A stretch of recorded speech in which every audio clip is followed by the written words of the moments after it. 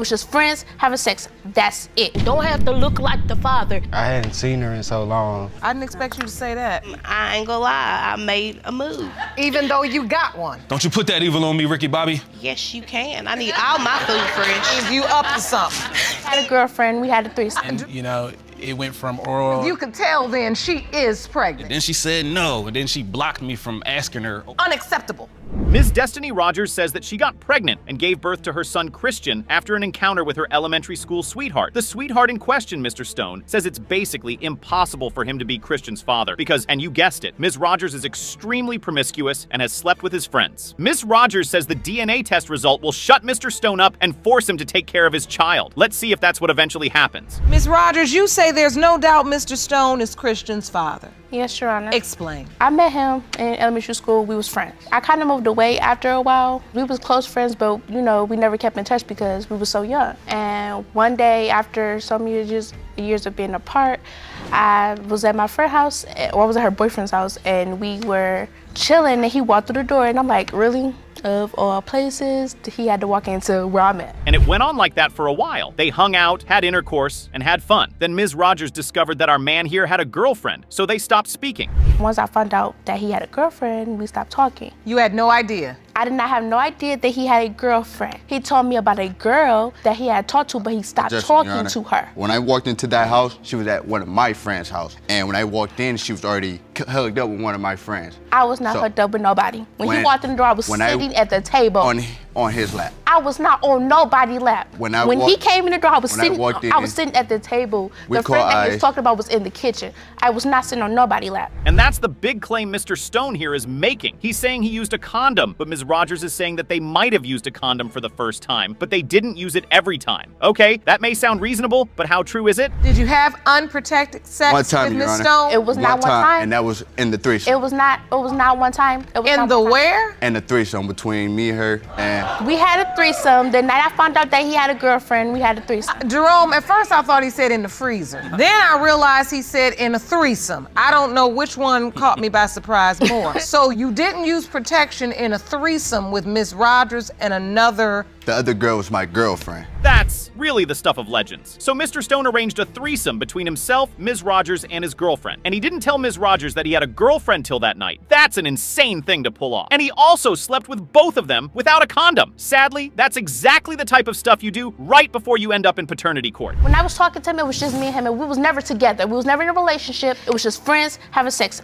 That's it. His other friend, I knew him about the same times I known him. He just don't know that. He does not know how I know these people, but he keeps trying to make assumptions. I knew him as a friend. I did not sleep with him, so after me and him had stopped talking, I did not sleep with that boy during me and him having sex. I heard that they did We did not have sex. It seems Mr. Stone's entire doubt boils down to thinking that Ms. Rogers slept with his friend when she still slept with him. Ms. Rogers says this never happened, and we are right where we began. At the time you were sleeping with Mr. Stone, were you sleeping with anyone else? No. The whole time that me and him was having sex, I did not sleep with nobody else. All these boys in his little friend group that he has, I've known a lot of them a very long time. She told me she was in a relationship already. I was in a relationship. I have just got out of a relationship. I was not with nobody when I was with him. But were there any benefits with the other friends? No. There's only one way to get to the bottom of this conundrum, and that's by getting the DNA test results. It's the only way we know if Ms. Rogers is lying or Mr. Stone is just avoiding accountability. The answer might shock you. Mr. Stone, you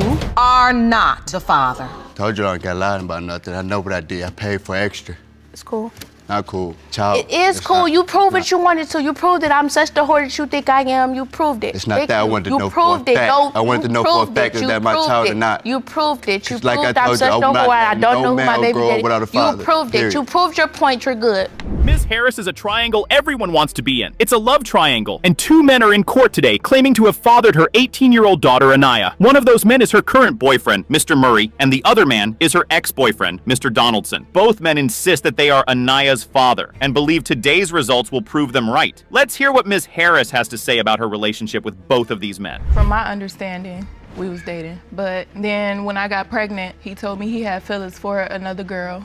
and he told me that he didn't want to be with me. So I was basically alone during my pregnancy. He was there during the baby shower, and he came to the hospital with his mom when I had her. So wait, you're dating Mr. Donaldson, you're in a relationship. You all are boyfriend and girlfriend? Yeah, we were. And so you're boyfriend and girlfriend, and you find out you're pregnant while you're in the relationship with him? Mr. Donaldson didn't even believe that Ms. Harris was pregnant in the beginning. He felt like she was trying to ruin a relationship he was in, so he kind of ignored her at first. But Ms. Harris says that she only found out that Mr. Donaldson wanted to leave the relationship after she got pregnant. And so you say at some point he did accept that the baby was his? He had to when he seen that my belly was big. Oh, because you saying at first he didn't even believe it, so then when your stomach started growing. No, he brought me a pregnancy test. Oh, he did, all right. So you brought her a pregnancy test and said, prove it. Yeah. And she did. By that time, it was too late. She was like big. I hadn't seen her in so long.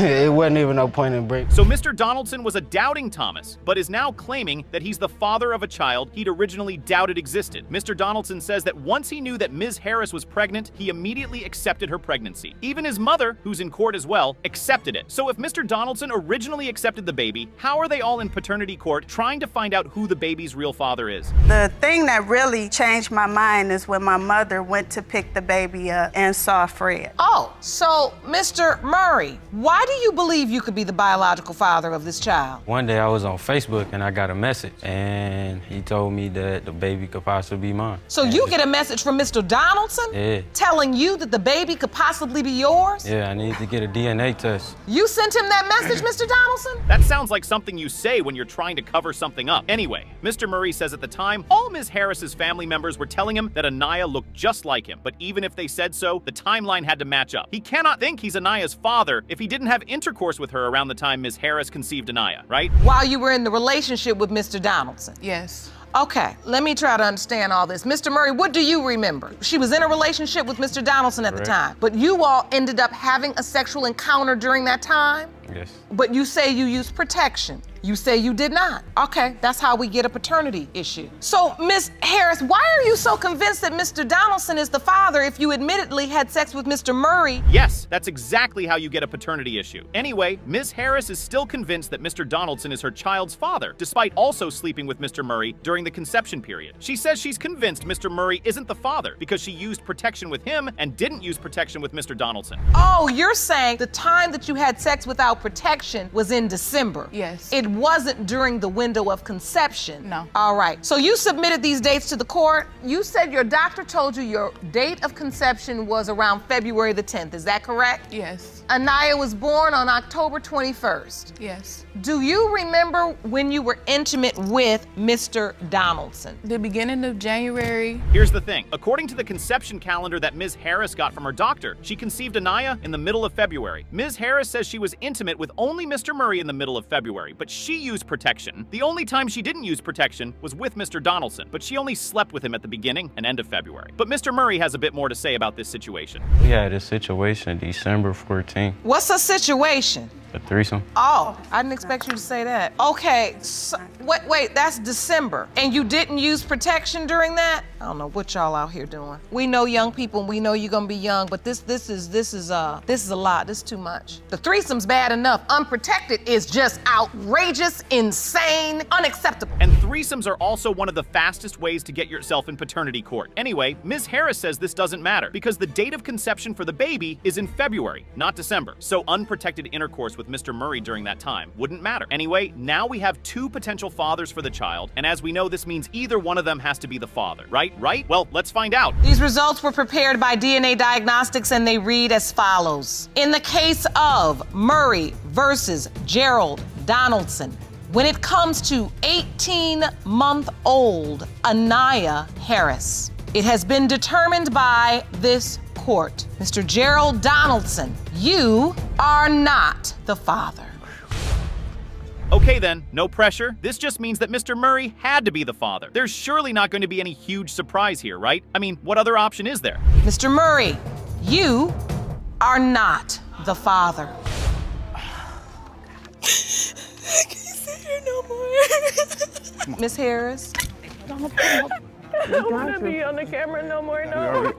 This is a very tough result for Miss Harris. And as I said earlier, some of the adult activities you engage in. Ms. Weir says that the defendant, Mr. Wilson, got her pregnant after a hot night of passion. Her child is now 3 years old, and she says Mr. Wilson has done nothing to provide for that child because he's denying paternity. Today, she's in court to prove that her son, Ayanta, actually belongs to Mr. Wilson. Our dear Mr. Wilson, on the other hand, says that Ms. Weir is running out of potential fathers and just wants to pin this child on him. We'll see whose story is correct after we get the DNA test results. I met him probably like 8 years ago, just, passing through the city. I was going to hair school at the time, and, I would see him on my way to hair school. We would hang out with each other, potluck. He cooked something, I cooked something, bring it over to his house, or he'd come over to my house, long talks. This is my gay best friend, Oh, your gay best friend? Yes. Okay. Yeah. Okay, so wait, so you all were friends? Mm-hmm, yes. Okay, two things. One, Mr. Wilson does look very gay in that picture. Second thing, what? Gay best friend? Got you pregnant? This is surely one of the craziest scenarios ever in paternity court, and this court has seen many insane cases. You're such great friends. We could hang out with each other. We had a good conversation. We like mutual things. And plus, I met her in passing because she did hair. My gay best friend loved getting his hair done and doing all that type of stuff. So, we just pretty much crossed in passing, whatever, together. And you were dating other people at this time? Yes, ma'am. You were really good friends? Yes, Your Honor. All right, so now take me to the night where... Yes, please. That's the night we all want to know about. How did Mr. Wilson go from being the gay best friend to the potential daddy of 3-year-old Ayanta? I had called him over. I was bored. I was home alone, I was like, you want to come over, get him some drinks, hold up and chill with Netflix or something. And when you do your neck like that, that means you up to something. Yes. Okay. That's why you said it. Uh-huh. Yes, okay, go ahead and be honest. That's why we're here. Uh-huh. So he had came on over, we got to drinking. I don't think you should make any sort of moves on your gay friend on principle, but Ms. Weir clearly doesn't have that principle, and she also clearly doesn't think too much of protection if she's in court today. Oh, I liked him from day one. Oh! I did. I'm confident about myself. He might think he's gay or whatever. That's why I'm thinking to myself, he think he's gay. But he ain't met me. So okay. So yeah, I made that move, and when I made that move, he didn't push me away. And so you had been plotting on this all the time, but you were waiting for the time to make your move. Yes, ma'am. While Mr. Wilson thought he had a straight best friend, Ms. Weir was planning on how to take him straight to her bed. In a way, she succeeded, and that's why we are here today in paternity court. She kind of seduced me. We started drinking. I got intoxicated. One thing led to another. She seduced you how? Basically, after she got me drunk, she kind of started filling up on me and stuff. So, and then, it went from oral, then it just went from there. So, oh, okay. Yeah. I asked the question, didn't I? I asked the question. Miss Weir says she never wanted to date Mr. Wilson. She only wanted to sleep with him. Well, that makes sense. She surely didn't think a night of passion with a woman would turn a gay man straight, did she? Anyway, the point here is that Mr. Wilson doesn't think he's Ayanta's father because Ms. Weir is promiscuous, and he used protection with her. I didn't want him to be my man. He could still be my friend. I'm not the father, Your Honor. She's been with multiple guys, and I'm not the father, Your Honor. I'm not gonna take that lie. I'm just not, Your Honor. I'm sorry. Did you use protection that night? Yes, Your Honor. I used the condom. Mr. Wilson. Mr. Wilson, you did not. I'm not gonna go there. You did not. Your Honor. I used the condom. Your Honor, I know what I put on me. Use no condom. I know what I put on me, Your Honor. She's done tested multiple people. She's just trying to pin the child on me. I love her and all. Well, that's strange. It appears there's almost zero malice between these two. This rarely happens in paternity court. But back to Mr. Wilson's point. If Ms. Weir has tested multiple men, and the tests all showed that they weren't Ayanta's father, doesn't that make it even more likely that Mr. Wilson, one of the untested potential fathers, would be the child's father? This is not my child, Your Honor. This is just... Your Honor, I don't play the pending game. I don't do that. It's just not me. The only reason why we're here now is because I've already been there, you know what I'm saying? And he's the only person left, and it's gotta be him. But wait, I wanna understand this. Did you or did you not have protected sex with Ms. Weir? I had protected sex, Your Honor. And you say, Ms. Weir, he did not. You all did not use protection. No, we did not, Your Honor. So Mr. Wilson is correct. Ms. Weir says she was dating 3 other men and was even sexually active with them when she slept with Mr. Wilson. But here's the thing. She says she's had all the other men tested and Mr. Wilson is the only man left. If she's telling the truth, then Mr. Wilson is clearly her baby's daddy. But if she's not, then she has more DNA tests to do. So you don't believe you're the only other possibility? No, Your Honor. She's been with multiple men, Your Honor. As she stated, I'm not the father. I love my godson dearly, Your Honor, but he's not my son. He's not. And let me just take a pause for this cause, Ms. Weir, because you've now given me stories of 3 men that you've tested. This is gonna be the 4th, and you sleeping with all of these men unprotected. Do you feel like, Mr. Wilson? Oh, so there's one more man aside from the 3 men that have been tested. And Mr. Wilson, hold up, wait a minute. Why is Ms. Weir even sleeping with so many men around the same time? This is insane. And she's not using protection too. Mr. Wilson says the reason why Ms. Weir is trying to pin this pregnancy on him is to use him. And what would she even use him for? There are a lot of things she could use him for. Yes, Your Honor. I think she's trying to use me. No, Your Honor. It's nothing. Wait, use you why? Because she see that I moved away from Tennessee and done better with myself. I've been gone And Your almost 2 Honor, years, and now she's trying to pin a child on me. No, I just think all I this asked is is too for much him to me. move back. That's all I asked. I'm not moving back, Just Your move Honor. back to Tennessee. That is I'm not all I moving back to asked. Wait, why are you asking him to move back to Tennessee? Because I know he's the To father, use and me, that's yeah. all I just need for him to help me. If it's a place to stay that he needs, he can come stay with us. Well then, we've heard all the evidence. It's time to hear the one piece of evidence that changes everything. The DNA test results. Mr. Wilson, Yes, Your Honor. you are not the father. Thank you, Your Honor. You know, I'm sorry, and I don't want to be the bad guy or nothing. I love her, and I love my godson, but I'm glad that we just got this out the way and stuff now. Ms. Garrett has only one mission today, and that mission is to prove that Mr. Boyer is the biological father of her 2-year-old daughter, Naomi. She says she knows he's the father because they slept together for 31 days straight. Yes, you've heard that right. Mr. Boyer says that's completely impossible, and curiously leaves it at that. It takes 2 to tango. Give me 1 second. Take your time. I know it's hard. It takes 2 to tango. We both grown. We both did what we did. And the result to what the fact that we did, we created a beautiful baby girl. And I just need to clarify to him that she is his. Because if the fact that when the test results come back that she is his, he will take care of my daughter. He will be responsible. Because if not, I have no problem with taking him to child support. Those are the sort of fighting words you get from a woman who is 100% sure she's in the right. Is Mr. Boyer willing to go head-to-head with Ms. Garrett on this matter? She seems quite convinced that he's the father of her child. I met Mr. Boyer back in December of 2014, you know, right away. We made an instant connection, Your Honor. The sex was, we exchanged numbers. We had inconsistent sex, which was amazing. I'm not gonna sit here and fault to nobody. It was great. I'm gonna keep it real. It was real good, Your Honor.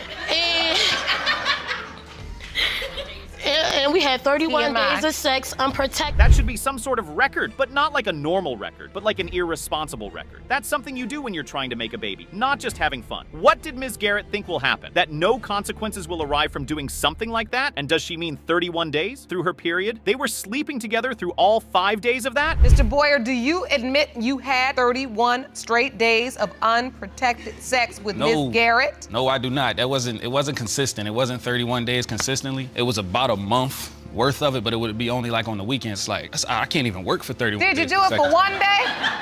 Yeah. You did it for 1 day? It definitely So happened. that's It all definitely it was takes. unprotected. We know that that's all it takes. Right. So you admit you were in this sexual relationship. Now, Mr. Boyer says that he knows that Ms. Garrett was also sleeping with other men during that period. In fact, he says he knows this because it was too easy for him to sleep with her. That's such a horrible thing to say about someone who could be the mother of your kids, but it also could just be true. No, I was never under the impression that it was only me. It was too easy for it to be only me. I never wanted to put her under the wing like fried rice, though. She was just a part of the plate, like temporarily, not to take home and, put in the microwave. Under the wing like fried rice? Right. I never wanted to put her under the wing like fried rice, no. Wait, what does that mean? That mean I never wanted to take her home. Like, it was just supposed to be at the restaurant, so to speak. You know what I'm saying? But it wasn't gonna be more. Oh! Ms. Garrett says after her relationship, or situationship as the kids call it now, with Mr. Boyer, she met another guy and got into a proper relationship with him. So when she got pregnant, she thought the kid belonged to the other man she was dating. In fact, Mr. Boyer only found out about Naomi from the internet. I wasn't notified at all. I actually was scrolling through my timeline one day and I saw Naomi's picture on her wall. So I inboxed her who that? You know what I'm saying? Because it was a baby. It was a baby, and I was like, well, I know what I did around this time, and I know this baby could be mine. So I asked her, she was like, first she said yeah, then she said no, and then she blocked me from asking her over and over. I was trying to get a clear story out of her, and she just blocked me Yes. And now she's in court saying that Mr. Boyer is the father and he should step up. Well, how the turntables. She inboxed me on Facebook, same place she blocked me at, and told me like, oh, well, you know, the other boy, you know, the test came back that he's not the dad, so you gotta be the dad. So I was like, that is not how the I conversation immediately had a went, flashback from Talladega Nights, Michael Clark Duncan part when he was like, don't you put that evil on me, Ricky Bobby. Don't you put that evil on us. So I said that in my head, and I was like, no, like I can't be the pop, I can't. Mr. Boyer says he went to see Naomi and then basically got zero spiritual energy from her, and that's how he knows she isn't his child. That's right, ladies and gentlemen, if you didn't know this before, know it now. The easiest way to perform a DNA test is to get your spiritual energy tinfoil hat on, and then try to see if you get any energy from the child in question. It's a test that never fails. From this child, I had zero vibe with this child. I looked at her, she don't look like me, she don't look like my sister, she don't look like no female in my family, she don't look like nobody in my family. So I don't know, maybe the eyes, but that's about it. I mean, I don't see any resemblance there. So, you know what I'm saying? Like, I don't know. All children don't have to look like the father. They can look like me, they can look like the grandma. You don't know who to look like. It could be a visual of both of us. It's not. Anyway, here are the facts. Ms. Garrett says that the other man isn't the father because she had him tested, and now says only Mr. Boyer could be the father. Mr. Boyer says he's got no spiritual energy from Naomi, and she doesn't look like him, so she cannot be his child. It's time to let the DNA test determine, once and for all, who's lying here. Mr. Boyer, you are not the father. He's not the father, Miss Garrett. And that's fine, Your Honor. And I can still move on and raise my daughter on my own like I've been doing. Do you know who her father is? Yes. But like I said, in beside the concession, there was no other God. There wasn't no third, fourth, fifth person. Is there anything crueler than bringing two men to paternity court and breaking both of their hearts? Mr. Flowers is in court today with his ex, Ms. Diaz, to see if he's the father of her 2-month-old daughter, Callie. Mr. Flowers has bonded with Callie, and she smiles when she sees him, but he still has some doubts that she's his daughter because Ms. Diaz sleeps around. Now, Ms. Diaz says Mr. Flowers' jealousy and insecurity drove her into another man's bed, but is convinced that Callie is his daughter. Of course, the other potential father, Mr. Bowman, is also in court with us today. I gave her my name, you know, so like Callie, then my last name, Flowers. You've actually bonded with Callie. You named her? Man, yes. Every time I walk in the room, she smile. Like, daddy is here. Like, oh, my daddy is here, you know? She smile, like, big smile. You know, she loved me. She really loved me. So it's like, I can't imagine Callie not being mine. But you have doubt. Yeah, I have doubt. Everybody gonna have doubt. Oh, that's a lot. But to Ms. Diaz, all of this doesn't matter. She has absolutely zero doubts that her child belongs to Mr. Flowers. The doctor confirmed the time of conception was around the time that I had sex with Mr. Flowers. We were the only two people together at that time, which was the first week of August, and there could be no other possibility but Mr. Flowers. So tell me about the nature of this relationship. Me and Mr. Flowers have an off and on relationship, a very rocky relationship. Well, that's it then. If there's no other possibility, then we can just get the DNA test results and confirm that Callie indeed belongs to Mr. Flowers, right? But that's not how things work in paternity court. Countless women have come here to say the same thing, and countless of them have been proven to be liars. We need to hear the whole story and see if Ms. Diaz cracks under pressure. Admitted. I try my best. You know, I feel like if somebody lied to me the first time, you lost my trust, straight up. And I'm just being honest. I tried to give her a chance after chance after chance, but I feel like I was working too hard, and she wasn't putting enough effort in. And when you say she wasn't putting enough effort, explain that.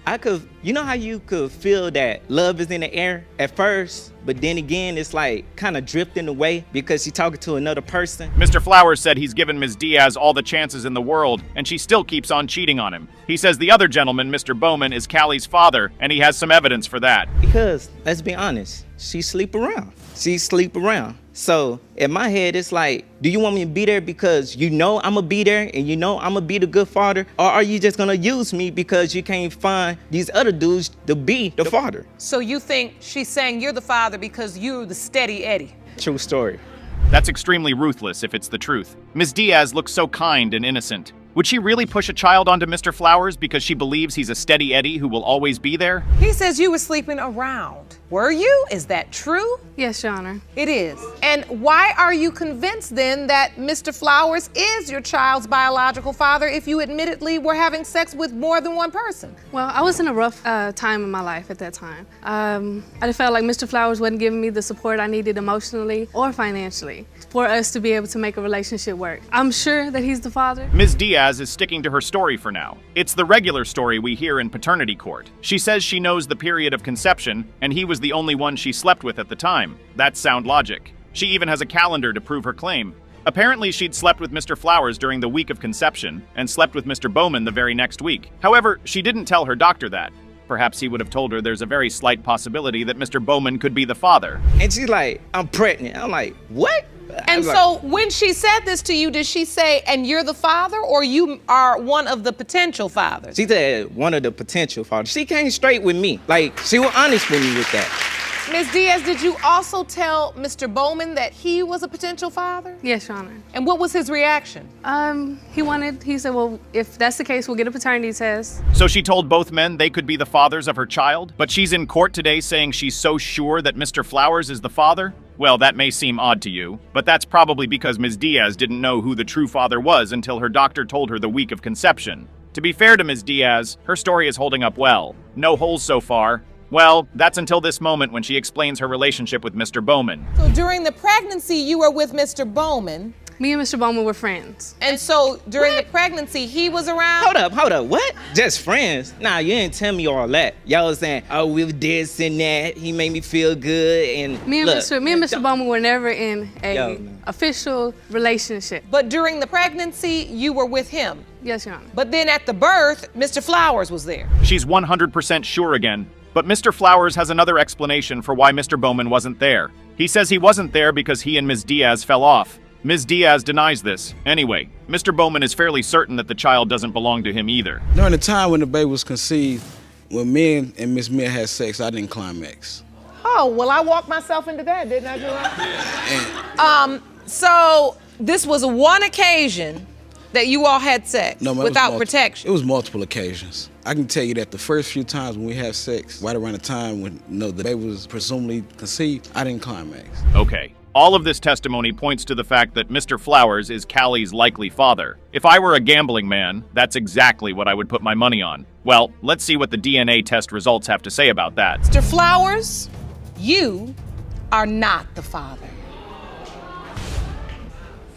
Mr. Bowman, you are not the father. Ms. Stephanie Chiminski says that her child belongs to the son of the defendant, Georgie. Unfortunately, George died in a motorcycle accident and wasn't able to introduce Stephanie to his family. She says the defendants, Mr. Brown and Mrs. Long, initially accepted Xavier as their grandson, but now they need proof that he's actually related to them. Both parents now say they believe Ms. Stephanie made up a fairy love story with their son because they'd never heard of her from him. Take me to the day you found out Georgie passed. I was devastated, heartbroken, confused. But why? I just making me understand one thing. Why didn't I know about you? I don't understand why you didn't know about me either. Okay, that's not an answer. 5-year relationship. Why don't I know about you? Never heard of her. I've never seen you at my house. Did you ever ask Georgie why you haven't introduced me to your parents? No, because we were just friends. It was like a sexual friendship. Wow, that's going to be really hard to believe. So Georgie was sleeping with Ms. Stephanie here for 5 years and his parents never knew about that? What sort of friendship is that even? Does that even happen? Ms. Stephanie says Georgie had a girlfriend, but it didn't matter because she still slept with him. She says their relationship continued no matter who they were with. Basically, we found out when he actually sent me a picture or a text message when I was talking to him one time, and he sent me a picture and he said, "Dad, what do you think? This could be my kid." And I told him at that time that I really couldn't tell from the picture. How old was Xavier when you got that text? A year old, because he gave it to me also. So I know everyone that he interacted with, okay? I've never seen her before.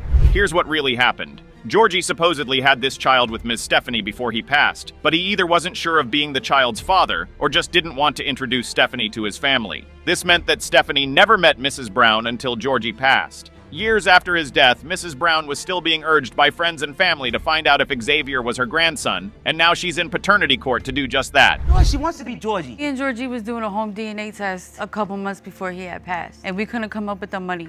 So after, I think it was like 5 months, then he had passed away. So then that's when I went to the funeral. You should have came to me then. How old was Xavier when Georgie died? He was 2 weeks before he turned 1. Okay. Did Georgie accept Xavier? Did they have a relationship? He saw him a couple times.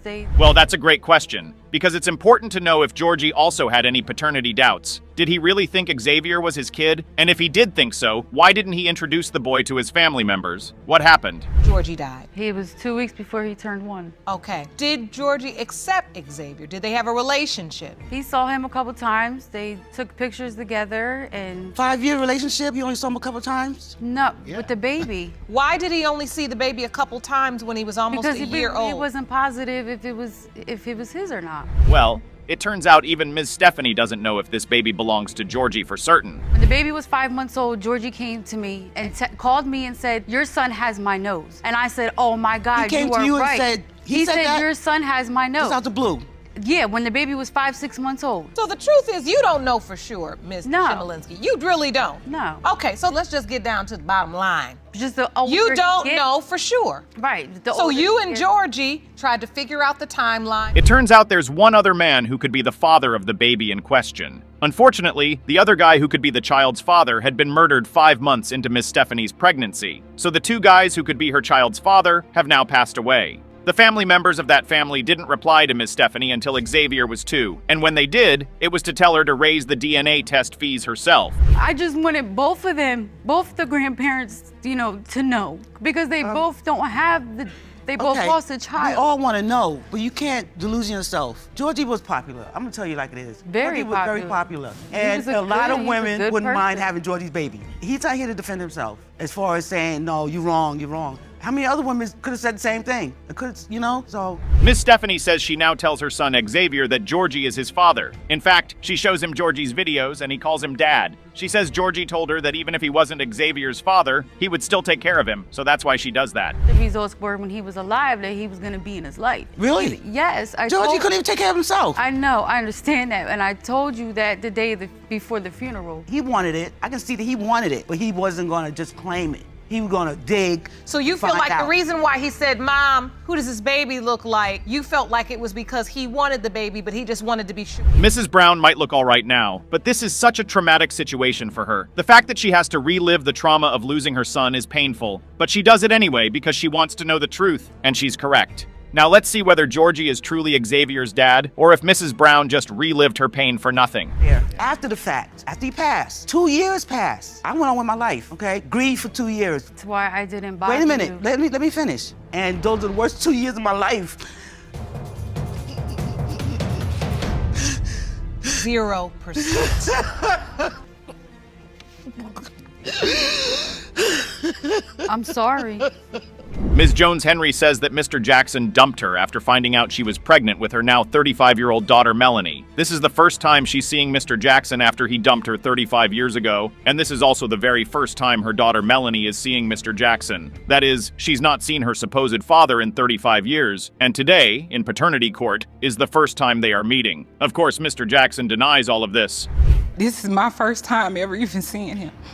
I've never even seen him up, hugged him or anything, and I called him when I was little and asked him to come and see me, and he told me he would come, and he never came, and that hurts. How could he not want me? I just don't understand why I was a good child, I just don't understand why. This is obviously a very painful situation, but Mr. Jackson doesn't seem like he cares too much about that. He says he doesn't believe that Melanie is his daughter because her mother, Ms. Jones-Henry, was cheating on him while they were together. Of course, Ms. Jones-Henry denies this with tears in her eyes. Excuse me, may I address it? It's not true. She admitted that she's with someone else.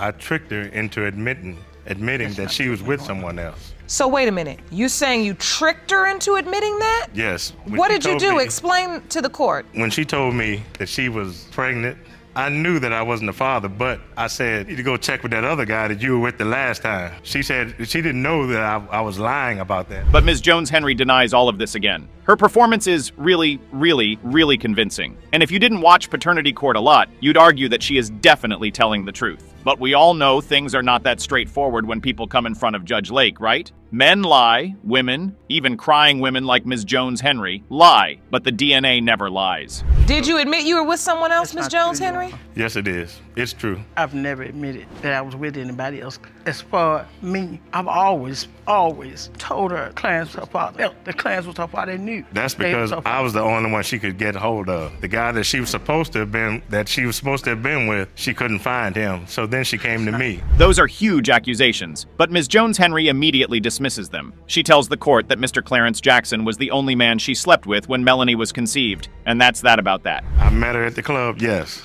I was in the military. I wasn't even 19 yet. I met her. We had a good time. We talked that night that I met her. By the time I got off the phone, she was telling me, I could fall in love with you, which was a red flag to me. Like, oh no, here we go. So wait a minute. Okay, but did you sleep with her after that phone conversation? After the phone conversation, yes, we were together for a while. Of course, it wasn't that bright. People only see red flags when they come to paternity court. Outside paternity court, all flags are green, baby. A few months later, Ms. Jones-Henry found out she was pregnant, and Mr. Jackson says he immediately knew she was lying. He then said he thought she wanted to trap a military man with a baby, but Ms. Jones-Henry says she truly loved him and even spoke with his mother. And you went off to serve? I was in the Marine Corps. I went off my duty station changed. It wasn't that I left. I had to leave. That was the end of my time at that. Exactly, and we thank you for your certificate of live birth for Melanie Jones. And I see mother signature. I see mother's. Since Mr. Jackson wasn't around for the birth of the child, he didn't sign the birth certificate. Unfortunately for Mr. Jackson, a default judgment was entered against him because he didn't respond to a court letter about paying child support. This made him sign up for dependent support in the military, which means he had to admit that Melanie was his child. He then signed the affidavit saying that he was indeed Melanie's father. Of course, Mr. Jackson says he didn't mean this. But No, $35 a check. She's my child. I've been here. I stood with her. I was there when she cried. I was there when she asked for you. I was there when she wanted you, and you didn't want to be with her. And so, Mr. Jackson, you just said something in open court right now. You just said in court, she was your meal ticket. Do you believe that Ms. Jones-Henry was just trying to set you up to be the father because you were this military man? I believe so. So Mr. Jackson says that Ms. Jones-Henry was a complete gold digger. Despite all of this, Ms. Jones-Henry sticks to her story. She has no doubts that her daughter belongs to Mr. Jackson, and she says there were no other men she slept with either. So you're saying you never had any doubts because there were no other men? I never had any doubts. But were there any other men? No. That's a two-part question. No, there were no other men. I don't know what he's talking about what he told me. There was no other men. She can attest to, even to this day, I had great thoughts of him. I never had anything negative thoughts of him because I still, to this day, felt that way. Well, if you insist, Ms. Jones-Henry, let's see whether the DNA test agrees with you. If it turns out Ms. Jones-Henry has been lying all this while, it means she's told her daughter a complete and total lie about who her father could be for 35 whole years. There's nothing more ruthless than that. Mr. Jackson, you are not the father. Really? I didn't have anybody else. He is not the father. I did not. You point all that blame on me, and you put your daughter through all that for nothing. Ms. Thomas says that she met the defendant, Mr. McKe, online, and they soon moved their conversation to the bed. She's in court today to prove that her son Carson belongs to Mr. McKe. Mr. McKe, on the other hand, says Carson cannot be his son because Mr. McKe and Ms. Thomas are black, while Carson is white. First of all, we met on a dating website, as you spoke. We started off talking, and then once we started knowing each other, who we were. How long did you talk on the phone? Maybe about a month or two. Okay. And then I started going to see him, maybe like a 45-minute drive from where I live, like every other day. So I'm assuming, like, I'm spending the night, staying the night with him, things like that. So I'm assuming And you're having a good time, getting to know one another. It turns out that driving 45 minutes to a man's house and sleeping with them without protection doesn't guarantee a relationship. Mr. McKe and Ms. Thomas might have been sleeping together, but Mr. McKe didn't turn that into an actual relationship. Not really, Your Honor, but... Did you all ever discuss being in a relationship? No, ma'am. Oh, you didn't? No, ma'am. So what was it about her you were attracted to? That picture she had online. Okay, so you liked what you saw. Yes, ma'am. And so as you were dating, you just didn't feel like you were at that point ready to have a commitment. Well, that sucks. It sucks even more that sometimes Ms. Thomas would put her kids to bed, drive 45 minutes to see Mr. McKe, wake up early, and drive 45 minutes back home before they woke up. That sounds like it should be illegal or something, shouldn't it? But she called me when she was like 3 months pregnant. I know I got a phone call, I was at work, and I told her I'd call her back, but I ended up blocking her number. What? He blocked it after we had that conversation. After we had that Really? conversation, After I blocked the number, she had the baby and called me from another number. So she called to tell you she was pregnant and you just said, okay, and then blocked her number? Yes, ma'am, Your Honor. That's so cruel. And the way he confesses to behaving like this so nonchalantly is insane. Mr. McKe sounds like a real piece of work. Even if the child ends up not being his, the fact that he could treat a potential mother of his kid this way is horrifying. And he has absolutely no remorse either. At this point, you start to kind of hope that he isn't Carson's father. I haven't heard from her, Your Honor. All while she was pregnant? All while she was pregnant. So you weren't there when the baby was born? No, Your Honor. So after the baby was born, you tried back again with this new number? Again, like a week later with a new number. And then he answered. And I told him I just had my baby. He still couldn't really believe me. He was like, send me some pictures. He was at work then. He's like, send me some pictures. So I sent him some pictures. And he's like, that's my baby. Are you sure that's my baby? And then he looked at the color of it, like why he's the color he is. I don't know about you, but I think even if the baby looked just like Mr. McKe, mustache and all, he still would have denied him. Like, this not my baby, Your Honor. I'm like, damn, this baby make number 8 right here. Like, number 8 for who? You or her? For me. For her. I have 8. That'd be number 8. So, number 8? So I'm kind of confused. Whoa. So did you know she had children when you were dating her? Yeah, he knew I had kids. I didn't know she had 8 kids. He didn't.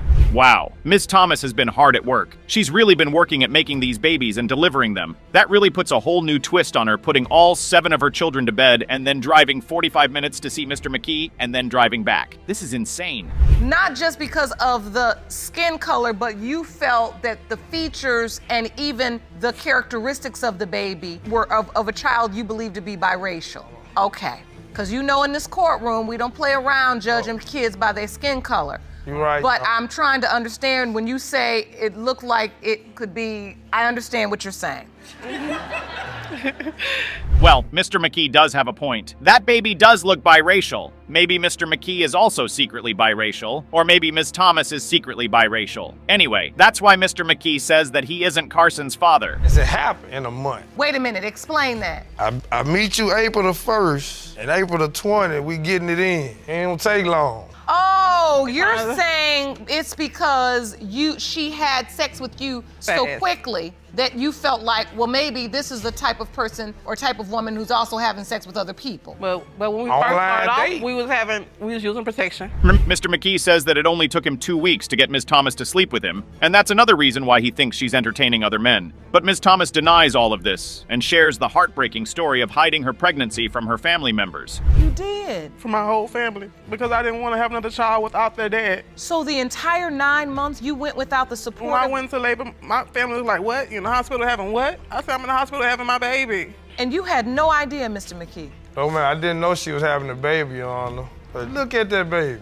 He looks just like you, just a different color. Well, there's only one way to find who's saying the truth here, and that way is to get the paternity test results. But before we get to that, there's one more question Mr. McKe is yet to answer. So do you have any other kids, Mr. McKe? I have a daughter. You do? And so this would be your first son? I have 2 more on the way. You have 2 more kids on the way right now? Yes, ma'am, Your Honor. Right. With your spouse or your girlfriend? Girlfriend. Okay, so the children were planned? No. Okay. You talk about me? So you have twins Really? on the way? And get this. Not only are they 2 different women, they are 2 sisters, and they are having their babies about a month apart. This means Mr. McKe can end up right here in paternity court again. That's incredible, really. What a story. Anyway, here are the DNA test results. Mr. McKe, you are not the father. Are you serious? He is not the father, Miss Thomas. I'm sorry. Like I said, I'm sorry. Well, let's just say she was willing to do anything to get her man back, or at least that's what the situation seemed like. Mr. Butler believed Miss Moore was trying to pin a baby on his head just so she could find a way back into his life and be with him. Well, I'm not sure that's how the love charm works, but okay, Miss Moore. Miss Moore, on the other hand, believed he wanted nothing to do with the baby because of his manipulating wife. So he's married? Well, that explains a lot. Say there is only one reason the defendant, Mr. Butler, has doubts he fathered your 1-year-old daughter, and that's because of his manipulating wife? Yes, Your Honor. Mr. Butler, you argue you've been told on multiple occasions by the plaintiff herself that you are not her child's father. Yes, Your Honor. And apparently Miss Moore had told Mr. Butler in one of their unending arguments that she claimed he was harassing her. She claimed she only told him he wasn't the father just once, but that did not seem to be the case when Mr. Butler and his wife narrated their own story. It was like both the plaintiff and defendant came to court to play the game of accusations because there was so much of that going around. Mr. Butler's wife was definitely the man of the house in this case. Now, Ms. Harrison, it is. Your husband says he was told by Ms. Moore he was not the father of the child. Your Honor, on numerous times. One time. Numerous times. One time. That's a lie. Harassment. Really, harassment? Harassment. I ain't never You harassed and your you a day. so-called husband. Whatever. Mr. Butler's wife stood her ground quite right. She was so certain the child could never be to her husband, and she wasn't just talking. She had proof to back up her claim. She did the math, and she felt the dates didn't just add up, and something was definitely not getting ticked off in her mind. Miss Moore was definitely not going to sit around and take in all that was being said about her conception period in the courtroom. She was going to put up a fight. Personally, Your Honor, it doesn't. To me, I believe that the conception dates are all wrong because how can you tell somebody they pregnant in December, but you have the baby in July? Excuse me, correction. I was 7.5 weeks, December 11th. Miss Moore had so much to spill in the courtroom. It was almost like she'd been waiting for this moment all her life so she could just let it out. She said so much in the courtroom about Mr. Butler's cheating lifestyle. And trust me, he was doing a lot of cheating. It was so bad that his previous kids weren't even from his wife. Well, that definitely explains why he's been really quiet since he walked into the courtroom. He has a lot of explaining to do. Now, if she can't do the math, that's her problem. She needs to sit down. December 11th, the doctor told me I was 7.5 weeks. So that means November. then? And the baby was born July. Now, when Miss Moore found out she was pregnant, she didn't tell Mr. Butler. Of course she didn't tell him. I mean, the man is a serial cheater. No one would want their child to have a dad like that. It's never going to end well. Miss Moore's mother was the one who broke the truth to Mr. Butler. After breaking the truth to him, he was surprised because Miss Moore obviously didn't tell him. He said he was going to be there for her and the baby. Did he ever show up? Of course he didn't. He disappeared into the wind and never looked back. I called him and I said, you know, my daughter is pregnant. And he goes, what do you mean? I said, she's pregnant. And he says, well, I'm going to be there for her. I'm going to take care of her. I'm going to take care of the baby. All of a sudden, no, Your Honor. There is no Quincy in sight no more. The courtroom couldn't contain both Miss Moore and Mr. Butler's wife. These two wanted to dismantle each other. After Miss Moore had given a heavy account of how Mr. Butler wasn't there for her after birth, his wife jumped into the mix with some new evidence as to why she was certain the baby couldn't belong to her husband. Apparently, Miss Moore had a fiancé who she believed stepped up for her and her baby, while Mr. Butler was nowhere to be found. The baby doesn't carry his last name. Doesn't carry the last name. She's never shown him the birth certificate. So your concern is that there may be another man. I don't know if it was because Mr. Butler was scared of his wife, but he was doing a lot of denying in the courtroom. Miss Moore claimed they eventually resolved, and he came for a few doctor appointments with her and her child. Mr. Butler was in full denial mode, and he said he never followed her to any of the doctor appointments. He even said he only saw the child once, and that was because Miss Moore didn't want him to be there. You honestly can't blame her for not wanting him around. Then yes, when she turned 2 months, because there was so many doctor's appointments, including while I was pregnant, I was seeing 3 doctors at the same time. And he knows that. He knows that. I So don't know after nothing about that, Your Honor. You were Nothing. there at 1 or 2 of them? Nothing. You was I there. never went to none of them doctor's appointments. Wow. It was evident these guys were never going to amend things and live as a happy family. Mr. Butler's wife wanted Miss Moore and her kid as far away as possible from her and her husband. Let's hear what the judge has to say about the whole case and see who the real father of the child is. Mr. Butler, Yes, ma'am. you are her father. This situation escalated really quickly. It went from being friends, or should I say friends with benefits, to baby daddy and baby mama. Now, Mr. Lawrence and Miss Payne have been best friends for over 10 solid years. It sure looked like they were more than just best friends, because out of the blue, Miss Payne dropped a bomb on Mr. Lawrence and told him she was carrying his baby. As if that wasn't enough, she was engaged to someone else while all that was going on. You claim she suddenly told you she believes you are the father of her son, 3-year-old Antonio Chandler. Now, Miss Payne, you admit, though you were engaged and sleeping with another man at the time of conception, you believe that Mr. Lawrence is actually your baby's father. Now, their story started in a very funny way. When I say funny, trust me, it was funny as hell. Mr. Lawrence and Miss Payne have known each other for quite some time now, and in the process, one thing led to another, and they ended up getting intimate with each other in one of those moments. When Miss Payne found out she was pregnant, she picked up the phone and told Mr. Lawrence. He hung up on here, all right. In his mind, he didn't believe he could ever be the father. The court is going to call you for a paternity test. I say, for what? She said, for Antonio. I said, Antonio already got a father already.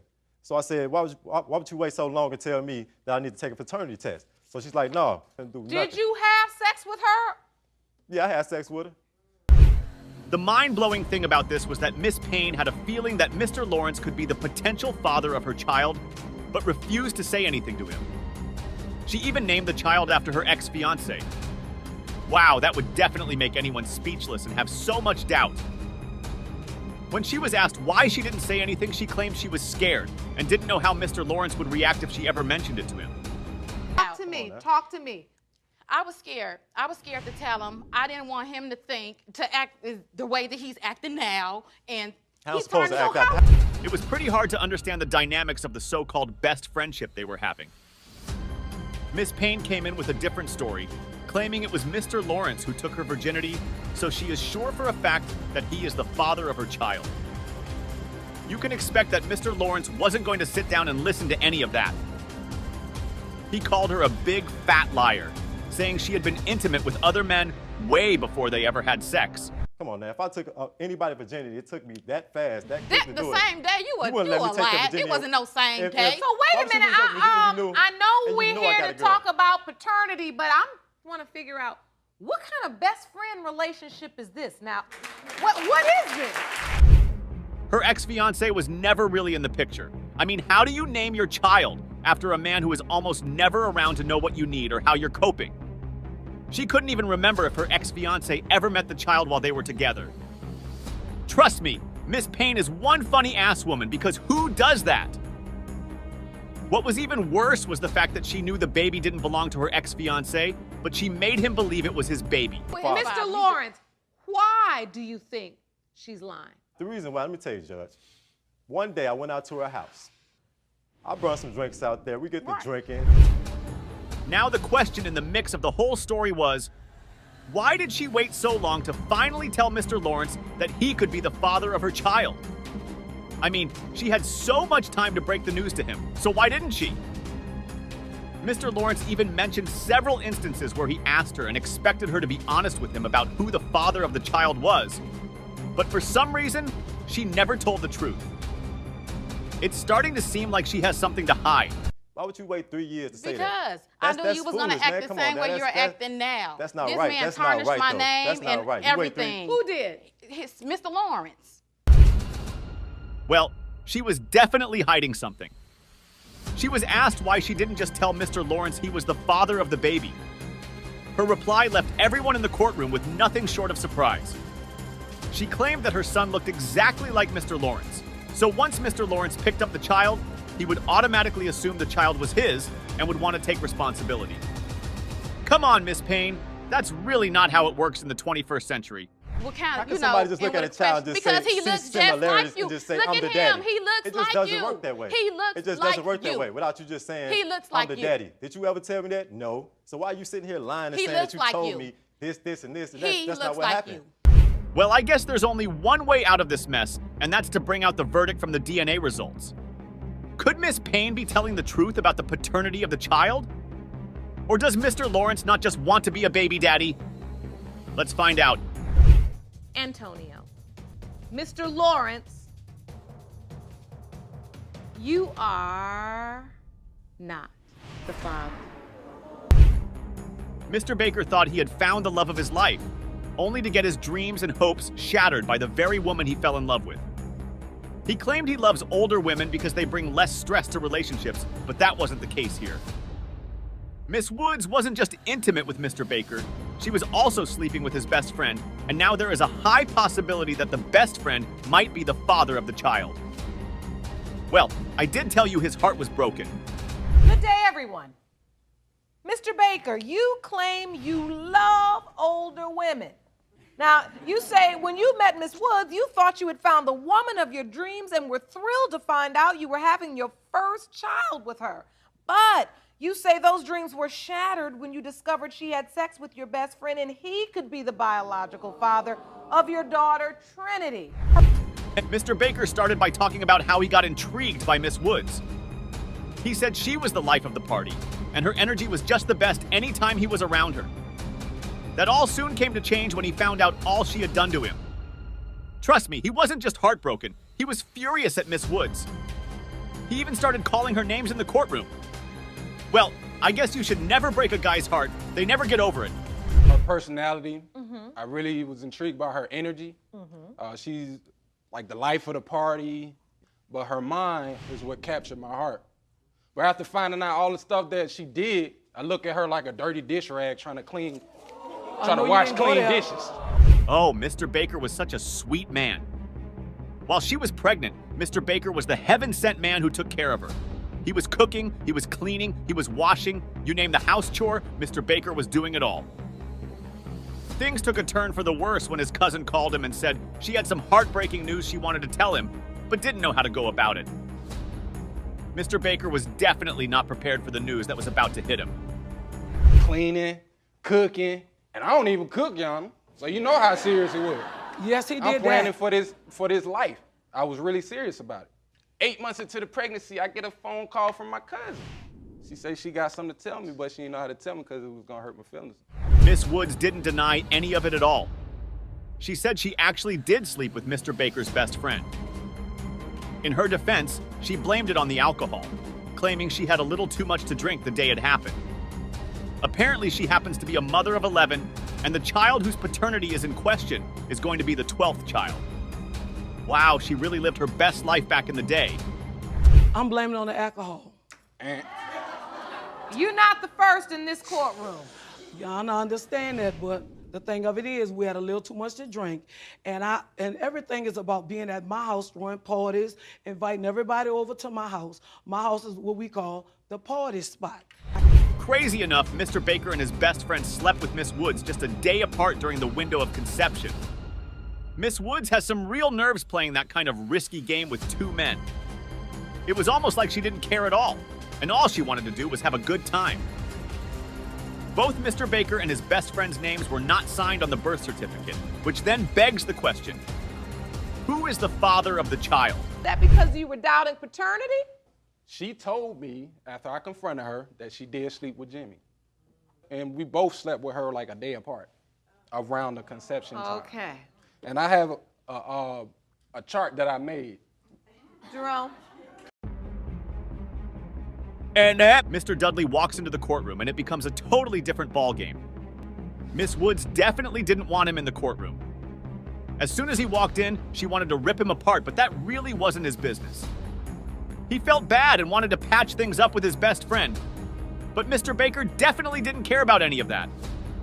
He just wanted to know if the child in question belonged to him. Just try to look out for him, make sure he, you know what I'm saying, watch out for him. Bro? Yeah, bro. You was looking out for me. Yeah, bro. How was you looking out for me? You got a little slut bucket. This is a slut bucket right here, bro. If that's the case, if you was looking out for me, why you didn't tell me? How come I had to find out for somebody else? Hey, bro, let me tell you like this here. It happens like that sometimes. Why you didn't tell me? Why you calling me like a real man? Mr. Baker lost his cool in the courtroom. He was yelling like a wounded lion who wanted to get revenge on everyone who wronged him. His best friend said he knew Miss Woods wasn't good for him from the very beginning. But Mr. Baker never listens, so once again he decides to allow Mr. Baker to follow his path. Well, I guess Mr. Baker should pick better friends in his next life. So I just let you run on with that thing right there and do what you do, bruh. So when was you gonna tell me though, bruh? When was you gonna let me know? 15 years later? Hey, man, 18, 20 years later? What if this your child, bruh? Hey, man, And you got me out here It ain't trying to his take child. care of this child. We just gotta do what we gotta do, bro. But I mean, you gotta fix this, bro. But Bro, not, whatever, I know bro, you you just a like dumpster to me, over bro. for years, man. You we a gotta fix dumpster this, and you bro. trash, and the trash belong in a dumpster. It was turning into an unending catastrophe in the courtroom. The judge had taken enough of their rants and arguments, and she decided it was time to bring the situation to a close by reading out the DNA results. Who do you think the father of the child would be? Mr. Baker or his so-called best friend? Mr. Dudley, you are not her father. Chew on that.